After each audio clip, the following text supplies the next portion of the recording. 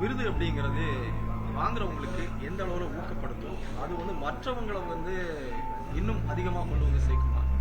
கட்டாயமாக விருது என்பது அவர்களுடைய பணி சிறப்பாக இருக்கிறது என்ற காரணத்தினாலே வழங்குவது.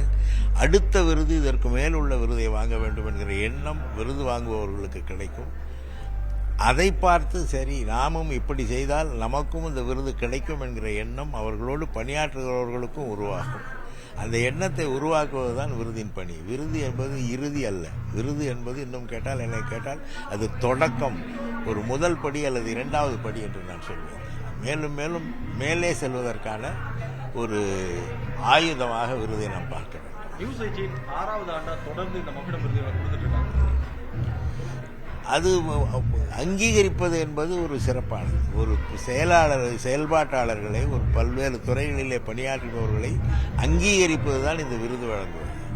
நியூஸ் 18 தொடர்ந்து இந்த விருதை வழங்கி வருகிறது என்பது நியூஸ் 18 பல்வேறு துறைகளிலே சிறப்பாக பணியாற்றுபவர்களுக்கு சரியான அங்கீகாரத்தை வழங்குகிறது என்று பொருள். அதற்காக நியூஸ் 18 நிறுவனத்தை பாராட்டுகிறேன்.